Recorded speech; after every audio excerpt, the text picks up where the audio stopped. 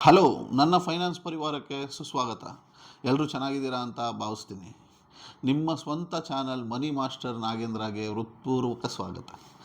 ಇವತ್ತು ನಾವು 26 ಫೈನಾನ್ಸ್ ಪದಗಳ ಬಗ್ಗೆ ಮಾತಾಡೋಣ. ಈ ಪದಗಳು ಬ್ಯಾಂಕ್ನಲ್ಲಿ, ಶೇರ್ ಮಾರ್ಕೆಟ್ನಲ್ಲಿ, ಯೂಟ್ಯೂಬ್ನಲ್ಲಿ, ಮ್ಯೂಚುವಲ್ ಫಂಡ್ಸಲ್ಲಿ ನೀವು ಸದಾ ಕೇಳೇ ಇರ್ತೀರ. ಆದರೆ ಇದರ ಅರ್ಥ ಕೆಲವ್ರಿಗೆ ಸರಿಯಾಗಿ ಗೊತ್ತಿರಲ್ಲ. ಸೊ ಆದ್ದರಿಂದ ಇವತ್ತು ನಾನು ತುಂಬ ಸುಲಭವಾಗಿ ನಿಮಗೆ ಅದ್ರ ಬಗ್ಗೆ ಎಲ್ಲ ಎಕ್ಸ್ಪ್ಲೈನ್ ಮಾಡ್ತೀನಿ. ಹಾಗಿದ್ರೆ ಟೈಮ್ ವೇಸ್ಟ್ ಮಾಡದೆ ವಿಡಿಯೋನ ಶುರು ಮಾಡೋಣ. ಮೊದಲನೇ ಪದ ಬಂದ್ಬಿಟ್ಟು ಅಸೆಟ್. ಅದನ್ನು ಕನ್ನಡದಲ್ಲಿ ಹಣ ಕೊಡೋ ವಸ್ತು ಅಂತ ಹೇಳ್ತೀವಿ. ನಿಮ್ಮ ಬಳಿ ಫ್ಯೂಚರ್ನಲ್ಲಿ ವ್ಯಾಲ್ಯೂ ಕೊಡುವ ವಸ್ತು ಅಂದರೆ ಮನೆ, ಜಮೀನು, ಚಿನ್ನ, ಹಣ, ಇದನ್ನೆಲ್ಲ ಅಸೆಟ್ ಅಂತ ಹೇಳ್ತೀವಿ. ಎರಡನೇದು ಲಯಬಿಲಿಟಿ, ಹಣ ತೆಗೆದುಕೊಳ್ಳುವುದು ಅಂತ ಹೇಳ್ತೀವಿ. ಅಂದರೆ ಈ ಸಾಲ, EMI, ಕ್ರೆಡಿಟ್ ಬಿಲ್ಲು ಎಲ್ಲ ಇದಕ್ಕೆ ಲಯಬಿಲಿಟಿಗೆ ಸೇರುತ್ತೆ. ಈಕ್ವಿಟಿ ಅಂದರೆ ನಿಜವಾದ ನಿಮ್ಮ ಪಾಲು ಎಷ್ಟು ಅಂತ. ಇವಾಗ ಒಂದು 50 ಲಕ್ಷ ರೂಪಾಯಿ ಮನೆ ಇರುತ್ತೆ ನಿಮ್ಮ ಹತ್ರ, 20 ಲಕ್ಷ ರೂಪಾಯಿ ಲೋನ್ ಇರುತ್ತೆ, ಬ್ಯಾಲೆನ್ಸ್ 30 ಲಕ್ಷನೇ ನಿಮ್ಮ ಈಕ್ವಿಟಿ ಅದು. ನೆಕ್ಸ್ಟು ಆರನೇದು ಬಂದ್ಬಿಟ್ಟು ಬಜೆಟ್. ಅಂದರೆ ಹಣದ ಪ್ಲ್ಯಾನ್ ಹೆಂಗೆ ಮಾಡೋದು ಅಂತ. ತಿಂಗಳ ಇನ್ಕಮ್ ಮತ್ತು ಖರ್ಚಿನ ಪ್ಲ್ಯಾನ್ ಮಾಡೋದನ್ನ ಬಜೆಟ್ ಅಂತ ಹೇಳ್ತೀವಿ. ನೆಕ್ಸ್ಟು ಇನ್ಫ್ಲೇಷನ್ ಅಂದರೆ ಬೆಲೆ ಜಾಸ್ತಿ ಆಗೋದು ಅಂತ. ಅಂದರೆ ವರ್ಷ ಬೆಲೆಗಳೆಲ್ಲ ಏರ್ಕೊಂಡು ಹೋಗುತ್ತಲ್ಲ, ಅದಕ್ಕೆ ಇನ್ಫ್ಲೇಷನ್ ಅಂತ ಹೇಳ್ತೀವಿ. ನೆಕ್ಸ್ಟು ಇಂಟ್ರೆಸ್ಟ್ ರೇಟ್ ಅಂದರೆ ಬಡ್ಡಿ ಹಣ, ಸಾಲಕ್ಕೆ ಕೊಡೋ ಎಕ್ಸ್ಟ್ರಾ ಹಣ ಅಥವಾ ಸೇವಿಂಗ್ಗೆ ಸಿಗೋ ಎಕ್ಸ್ಟ್ರಾ ಹಣ ಅಂತಲೂ ಅನ್ಕೋಬೋದು. ನೆಕ್ಸ್ಟು ಕಾಂಪೌಂಡ್ ಇಂಟ್ರೆಸ್ಟ್, ಹಣ ಬೆಳೆಸೋ ಜಾದು. ಹಣಕ್ಕೂ ಬಡ್ಡಿ, ಬಡ್ಡಿಗೂ ಮತ್ತೆ ಬಡ್ಡಿ ಅಷ್ಟೇ. ನೆಕ್ಸ್ಟು ಸ್ಟಾಕ್, ಕಂಪ್ನಿಯ ಚಿಕ್ಕ ಪಾಲು. ಅಂದರೆ ಸ್ಟಾಕ್ ತೊಗೊಂಡ್ರೆ ಕಂಪ್ನಿಯಲ್ಲಿ ನೀವು ಒಂದು ಚಿಕ್ಕ ಶೇರ್ ಇದೆ ಅಂತ ಅರ್ಥ. ನೆಕ್ಸ್ಟು ಬಾಂಡ್, ಸುರಕ್ಷಿತ ಸಾಲ ಕೊಡುವುದು. ಅಂದರೆ ಈ ಕಂಪ್ನಿ ಅಥವಾ ಗೌರ್ಮೆಂಟ್ಗೆ ಹಣ ಕೊಟ್ಟು ಅದರಿಂದ ಇಂಟ್ರೆಸ್ಟ್ ತೊಗೊಳ್ಳೋದು. ನೆಕ್ಸ್ಟು ಮ್ಯೂಚುವಲ್ ಫಂಡ್, ಅದನ್ನ ಗುಂಪು ಹೂಡಿಕೆ ಅಂತ ಹೇಳ್ತಾರೆ.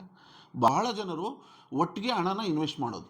ಸೊ ನೆಕ್ಸ್ಟು ETF ಅಂದರೆ ರೆಡಿ ಬುಟ್ಟಿ ಅಂತ ಹೇಳ್ತೀವಿ ಅದನ್ನ ಕನ್ನಡದಲ್ಲಿ.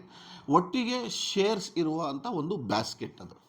ನೆಕ್ಸ್ಟು ಡಿವಿಡೆಂಟ್ ಅಂದರೆ ಲಾಭದ ಉಡುಗೊರೆ. ಈ ಕಂಪ್ನಿಯವರೆಲ್ಲ ನಿಮಗೆ ಪ್ರಾಫಿಟ್ನ ಶೇರ್ ಕೊಡ್ತಾರೆ ನೋಡಿ ಹೋಲ್ಡರ್ಸ್ಗಳಿಗೆಲ್ಲ, ಅದು. ನೆಕ್ಸ್ಟು ಕ್ಯಾಪಿಟಲ್ ಗೇನ್ ಅಂದರೆ ಮಾರಿದ ಲಾಭ. ಕಡಿಮೆ ದರಕ್ಕೆ ತಗೊಂಡು ಹೆಚ್ಚು ದರಕ್ಕೆ ಮಾರಿದ್ರೆ ಅದರಿಂದ ಬರೋ ಲಾಭ. ನೆಕ್ಸ್ಟು ಪೋರ್ಟ್ಫೋಲಿಯೋ ಅಂತ ಹೇಳ್ತೀವಿ. ಅಂದರೆ ಹೂಡಿಕೆ ಸಂಗ್ರಹ, ನಿಮ್ಮ ಎಲ್ಲ ಇನ್ವೆಸ್ಟ್ಮೆಂಟ್ನ ಒಟ್ಟಿಗೆ ಸೇರಿಸ್ತೀವಲ್ಲ ಅದು. ರಿಸ್ಕ್ ಟಾಲರೆನ್ಸ್ ಅಂದರೆ ರಿಸ್ಕ್ನ ತಡ್ಕೊಳ್ಳೋ ಅಂಥ ಶಕ್ತಿ. ಲಾಸ್ ಆದರೂ ಮೆಂಟಲಿ ನಿಮಗೆ ಅದನ್ನು ತಡ್ಕೊಳ್ಳೋ ಅಂಥ ಕೇಪಬಿಲಿಟಿ ಇರಬೇಕು. ನೆಕ್ಸ್ಟು PE ರೇಷಿಯೋ ಅಂತ ಹೇಳ್ತೀವಿ. ಅಂದರೆ ಸ್ಟಾಕ್ನ ಬೆಲೆನ ಚೆಕ್ ಮಾಡೋದದು. ಶೇರು ದುಬಾರಿನ ಅಥವಾ ಸಸ್ತಾನ ಅಂತ ತಿಳ್ಕೊಳ್ಳೋದು. ನೆಕ್ಸ್ಟು ಬಿಯರ್ ಮಾರ್ಕೆಟ್ ಅಂದರೆ ಇಳಿಯೋ ಅಂಥ ಮಾರ್ಕೆಟ್ ಡೌನ್ ಆಗ್ತಾ ಇರುತ್ತಲ್ಲ ಅದು. ನೆಕ್ಸ್ಟು ಬುಲ್ ಮಾರ್ಕೆಟ್ ಅಂದರೆ ಏರೋ ಮಾರ್ಕೆಟ್ ಮೇಲೋಗ್ತಾ ಇರುತ್ತಲ್ಲ ಅದು. ನೆಕ್ಸ್ಟು ಕ್ರೆಡಿಟ್ ಸ್ಕೋರ್ ಅಂದರೆ ನಂಬಿಕೆ ಅಂಕ ಅಂತ ಹೇಳ್ತೀವಿ ಕನ್ನಡದಲ್ಲಿ ಇದನ್ನು. ಅಂದರೆ ಲೋನ್ ತಗೊಳ್ಳೋಕ್ಕೆ ಬ್ಯಾಂಕು ಕ್ರೆಡಿಟ್ ಸ್ಕೋರ್ನ ನೋಡುತ್ತೆ, ಅದನ್ನು ಕ್ರೆಡಿಟ್ ಸ್ಕೋರ್ ಅಂತ ಹೇಳ್ತೀವಿ. ಈ ನೆಕ್ಸ್ಟು ಎಮರ್ಜೆನ್ಸಿ ಫಂಡ್ ಅಂದರೆ ತುರ್ತು ಹಣ. ಸಡನ್ನಾಗಿ ನಿಮ್ಗೆ ಏನಾದರೂ ಒಂದು ಪ್ರಾಬ್ಲಮ್ ಬಂತು ಅಂತ ಅಂದ್ಕೊಳ್ಳಿ, ನೀವು ಸೇವ್ ಮಾಡಿರೋ ಹಣ ಇರುತ್ತಲ್ಲ, ಅದನ್ನು ತುರ್ತು ಹಣ ಅಂತ ಹೇಳ್ತೀವಿ. Next debt to income ratio ಅಂದರೆ ಸಾಲ ಒತ್ತಡ. ಅಂದರೆ ಇನ್ಕಮ್ನಲ್ಲಿ ಎಷ್ಟು ಲೋನ್ಗೆ ಹೋಗುತ್ತೆ ಅಂತ. ನೆಕ್ಸ್ಟು ROI ಹೂಡಿಕೆ ಲಾಭ. ಇನ್ವೆಸ್ಟ್ ಮಾಡಿದ ಮೇಲೆ ನಿಮಗೆ ಎಷ್ಟು ಪ್ರಾಫಿಟ್ ಬರುತ್ತಲ್ಲ ಅದು. ನೆಕ್ಸ್ಟು ಡೈವರ್ಸಿಫಿಕೇಷನ್ ಅಂದರೆ ಒಂದೇ ಕಡೆ ಇಡಬೇಡಿ ಹಣನ ಬೇರೆ ಎಲ್ಲ ಕಡೆನೂ ಇನ್ವೆಸ್ಟ್ ಮಾಡಿ. ಫೈನಾನ್ಷಿಯಲ್ ಇಂಡಿಪೆಂಡೆನ್ಸ್ ಅಂದರೆ ಹಣದ ಸ್ವಾತಂತ್ರ್ಯ ಅಂತ. ಅಂದರೆ ಜಾಬ್ ಮೇಲೆ ಡಿಪೆಂಡ್ ಆಗದೆ ಬದುಕೋದು, ಇನ್ಕಮ್ ಅಥವಾ ಸೇವಿಂಗ್ಸ್ ಇರುವಂಥದ್ದು. ಇವತ್ತು ನಾವು 26 ಪ್ರಮುಖ ಫೈನಾನ್ಸ್ ಪದಗಳ ಬಗ್ಗೆ ತುಂಬ ಈಸಿಯಾಗಿ ಕಲ್ತ್ಕೊಂಡಿದ್ದೀವಿ ಅಂತ ಅಂದ್ಕೊಂಡಿದ್ದೀನಿ. ಈ ವಿಡಿಯೋ ನಿಮ್ಗೆ ಇಷ್ಟ ಆಗಿದೆ ಅಂತ ಭಾವಿಸ್ತೀನಿ. ಲೈಕ್ ಮಾಡಿ, ಶೇರ್ ಮಾಡಿ, ಸಬ್ಸ್ಕ್ರೈಬ್ ಮಾಡಿ ಮನಿ ಮಾಸ್ಟರ್ ನಾಗೇಂದ್ರ ಚಾನಲ್ಗೆ. ಇನ್ನೂ ಇಂತಹ ಹಲವಾರು ಯೂಸ್ಫುಲ್ ವಿಡಿಯೋಗಳೊಂದಿಗೆ ನೆಕ್ಸ್ಟ್ ನಾನು ಬರ್ತಾಯಿದ್ದೀನಿ. ನಮಸ್ಕಾರ.